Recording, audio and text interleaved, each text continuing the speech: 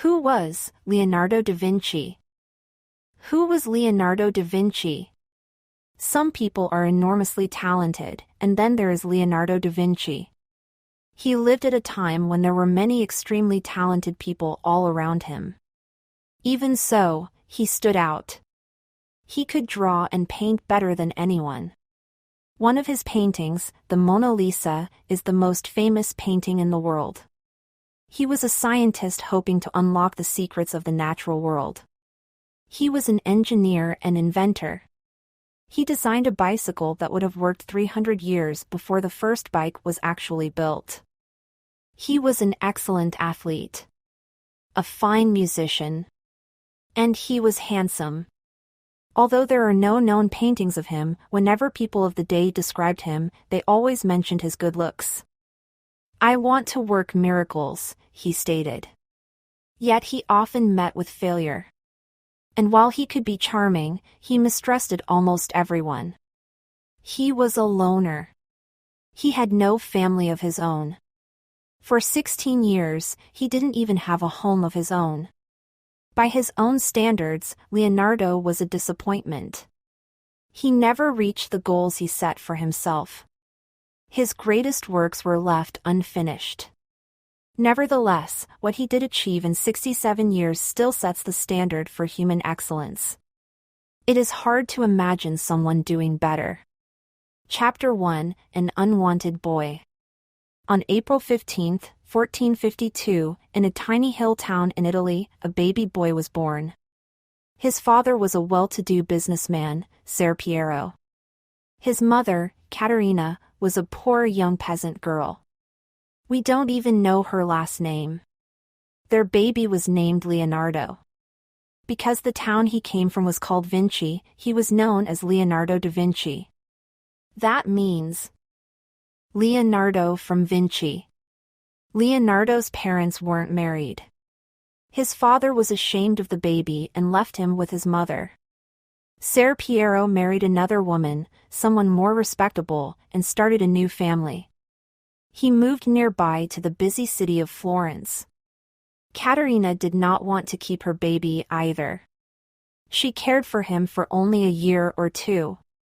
Then she, too, married someone else and began a new family. So what was to become of little Leonardo?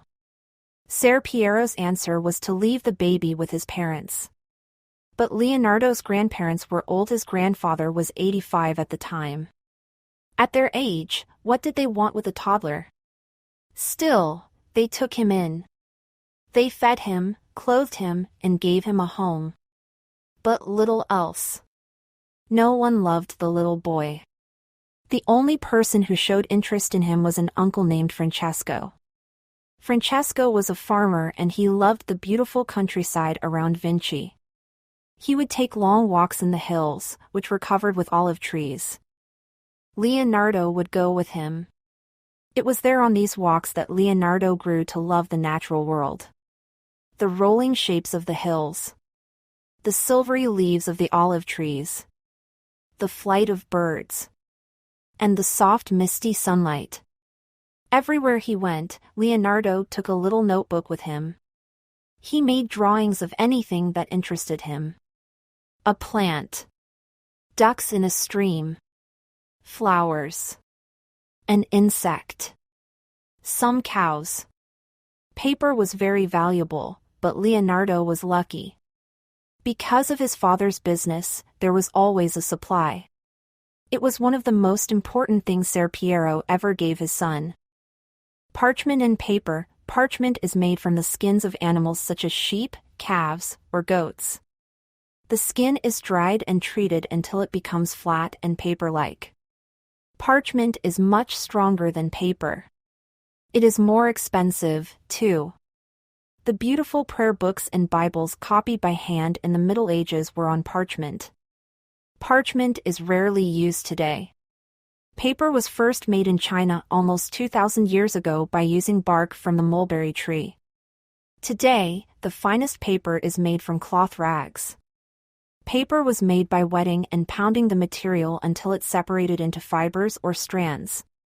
These were then broken down into a liquid-like substance that was poured onto a mesh mold. After the substance drained on the mold, it could be lifted off as a sheet of paper. In Europe, paper was introduced by the Moors of northern Africa. The first paper-making mill was built in Spain around 1150. Even when he was a young boy, Leonardo had an amazing talent for drawing. Drawings seemed to flow out of his fingers onto the paper. His rabbits and birds didn't look like drawings. They looked alive. He understood the beauty of nature. He also knew its dangers. When he was only 4 years old, a terrible hurricane struck the countryside. Farms were destroyed, and many people were killed. Then when he was 10, the Arno River flooded Florence. Leonardo watched the storm and saw the flood. He never forgot either. All his life, he drew pictures of moving water. Water was a source of life for animals and plants. It was also a source of destruction. Leonardo wanted to understand both sides of this force and to control its power. His father must have been aware of his son's gift for drawing. All it would have taken was one look at one sketch.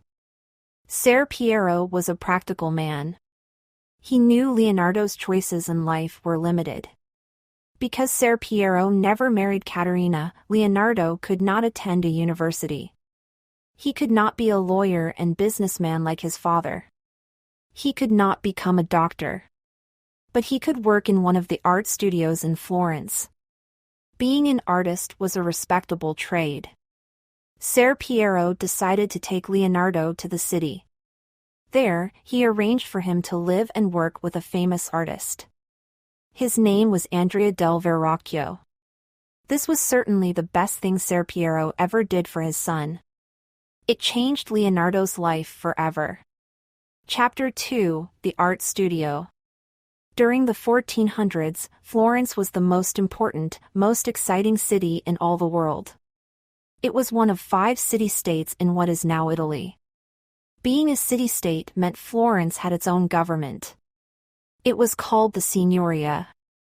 But for many years the city was really ruled by one very rich, very powerful family called the Medici. The Medici men were art lovers. They built beautiful homes and churches and libraries in Florence.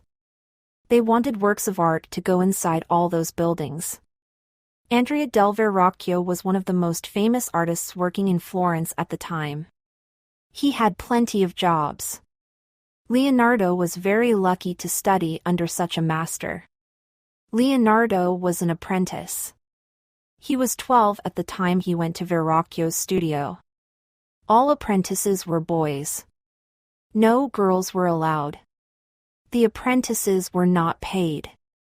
But they were given free room and food and a little money. At the studio they learned to become artists. For the first year, they had classes in drawing. After about 7 or 8 years they knew how to paint pictures, create frescoes, paintings done directly onto walls, make statues out of marble or bronze, design pottery, silverware, objects of gold, and even design buildings. Apprentices started at the bottom and worked their way up. They swept the studio, ran errands for the older artists, and cleaned up at the end of the day. There were no art supplies stores. So Leonardo and the other apprentices learned to make paintbrushes and paints. For the brushes, hairs from different animals were stuck into wooden handles. Hog bristles, for instance, made good, hard brushes. Squirrel fur was used for softer brushes.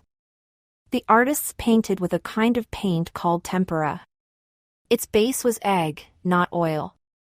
Painting with oil paints first started in the Netherlands. In Italy, artists did not start using oil paint until the 1470s. Leonardo was taught to make colors. Blue came from grinding a stone called lapis lazuli into dust. Red came from crushing tiny beetles. Yellow came from the juice of one kind of berry. At that time, canvas was not used for paintings. An artist painted on a flat panel of wood instead. But the wood had to be prepared first. Boiling kept it from splitting or cracking later on. Then glue was brushed on. After that, a coat of fine plaster called gesso was put on. This gave the panel a nice, smooth surface for painting. All these steps were jobs for the apprentices. Verrocchio's studio was always busy. Rising up the ladder. Verrocchio's studio was typical of its day. Apprentices were at the very bottom of the ladder. Above them were workers called journeymen. They had many years' experience and helped teach both the apprentices. They were able workers but were not good enough yet to join the Guild of Painters. Like a union, the guild was a group that protected the interests of its members. There were guilds for many different professions such as leather workers, druggists, and weavers. Verrocchio's best assistants were already members of the Artists' Guild and thus were known as masters. At the very top of the studio was Verrocchio himself, the master of masters. Subjects of paintings. In Leonardo's time, patrons ordered two kinds of paintings. They either wanted portraits, which were pictures of themselves or family members, or they wanted religious paintings, which showed moments from the life of Jesus and the saints. There were no landscape paintings where natural scenery, a mountain range, or a view of a lake was the subject. Nor were there still life pictures, which are paintings of objects like a bowl of fruit, a bunch of flowers in a vase, or a table set for dinner. Often these sorts of things would appear in religious paintings, but they weren't the main focus. In the 1520s, a German artist named Albrecht Altdorfer was the first to do landscape paintings. Still life paintings were first created in the Netherlands in the 1650s. At any one time, the master and his assistants would be working on many different projects. Whatever Verrocchio's customers ordered, they'd make. As head of the studio, Verrocchio ran the business and drew up the contracts. The contract said exactly what the job was to be, for example, a statue of a soldier on horseback, how long it would take to finish it, how much it would cost, and what materials would be used. Marble was more expensive than wood. Using wafer-thin pieces of gold called gold leaf on a painting added to its cost. And only Verrocchio, the master, signed the works of art. Right away Verrocchio saw that young Leonardo had special talent. He was a natural. So soon after he learned the basics of the trade, Leonardo was allowed to do more important work. Customers or patrons, as they were called, often gave religious paintings to one of the important churches in Florence. A painting might be of Mary and the baby Jesus in the manger with Joseph and the wise men and shepherds. Sometimes the patron would have his wife and himself put into the picture, too. They might appear at the sides, kneeling and praying.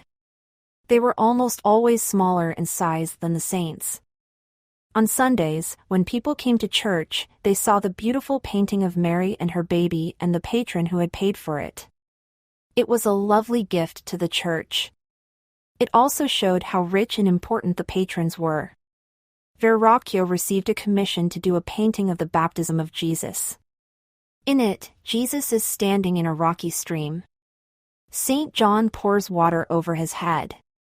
At the left in the painting are two angels. Verrocchio himself painted almost everything except one of the angels. The angel is staring at Jesus in a way that shows he understands the importance of what he is watching. His face is sweet and wise. Leonardo painted the angel, and he is so full of life that everything else in the painting looks stiff. Verrocchio realized Leonardo was a genius. He had talent like no one he had ever seen before. Verrocchio understood that even he himself was not as good as his young apprentice. The story is that after he saw Leonardo's angel, Verrocchio never took up a paintbrush again. He went on to do more statues and items of gold. But he never did another painting. Chapter 3: The Wider World.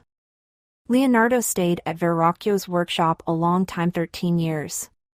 He became a master and a member of the guild. But he didn't move out to start a studio of his own. Perhaps Verrocchio's studio felt like a home to Leonardo, a place where he belonged and was wanted. Verrocchio was a kind master, and the two were probably quite close.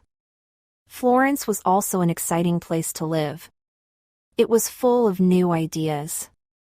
It was also a city with books. Lots of books. Until the mid-1400s, there were no printed books. Every book was copied by hand.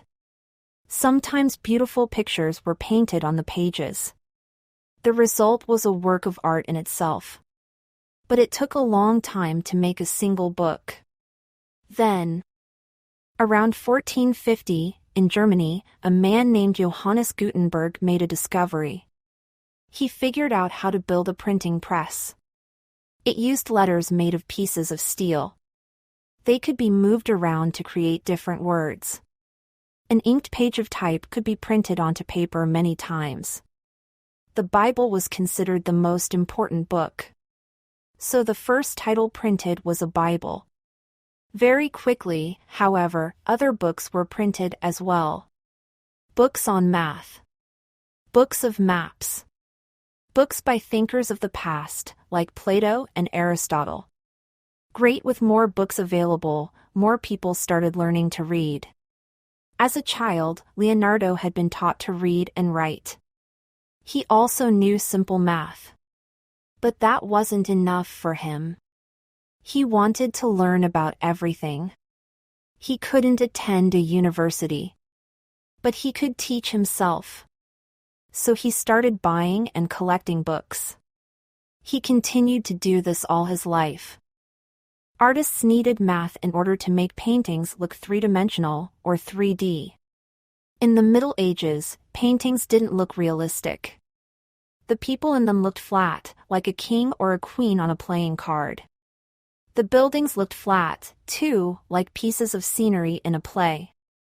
But in the 1400s, an artist named Filippo Brunelleschi figured out a way to make paintings appear to have depth. A person looking at a painting would be tricked. Artists needed math in order to make paintings look three-dimensional, or 3D. In the Middle Ages, paintings didn't look realistic. The people in them looked flat, like a king or a queen on a playing card. The buildings looked flat, too, like pieces of scenery in a play. But in the 1400s, an artist named Filippo Brunelleschi figured out a way to make paintings appear to have depth. A person looking at a painting would be tricked into thinking it was something in real space. For instance, figures close up had to be much bigger than figures that were supposed to be far away. This is called painting in perspective. A painter needed math to measure out the correct spaces for figures on the wood panels. The rebirth. The French word Renaissance means rebirth. It is the name given to one of the most exciting periods in history. It's impossible to give exact dates. But the Renaissance lasted from the early or middle 1400s to around 1600. The word is French, but the red-hot center of the Renaissance was Italy. It was a time of creativity, new ideas, and new ways of thinking. The purpose of life was not solely to die and go to heaven. There were great things that people could accomplish here on earth. The term Renaissance man refers to someone who is good at everything. Leonardo was a classic example of one. Artists now celebrated the human body in lifelike paintings. Scholars studied works of ancient Greek and Roman thinkers that had been lost for centuries. Explorers sailed to unknown parts of the world. New continents were discovered. Scientists were making startling discoveries, too, about the universe. In many ways, the Renaissance was the start of modern times.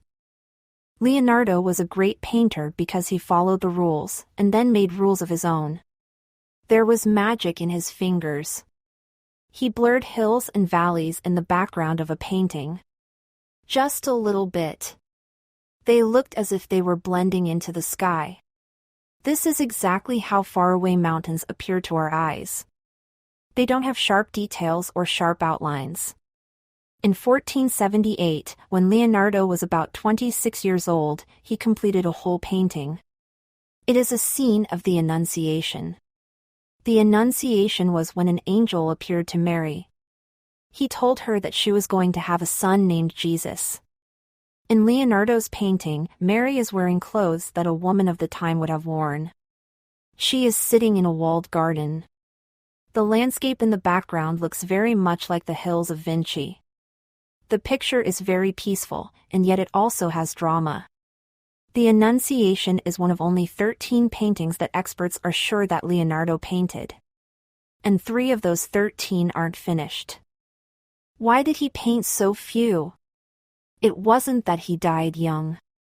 He lived well into his 60s. He wasn't lazy. He loved to work. For the Annunciation, he did dozens of drawings beforehand. Every curl of hair had to be right.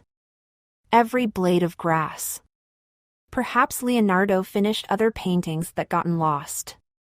Someday, in the future, a may have Leonardo painting may be found in a tiny church or a castle.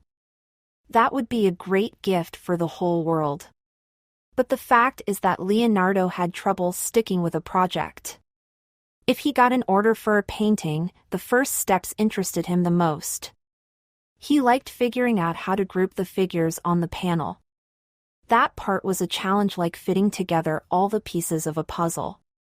But finishing a painting, filling in the colors, wasn't as exciting. So very often he left his work undone. Also, his patrons could be fussy. And Leonardo did not like to be told what to do. He was a genius, after all.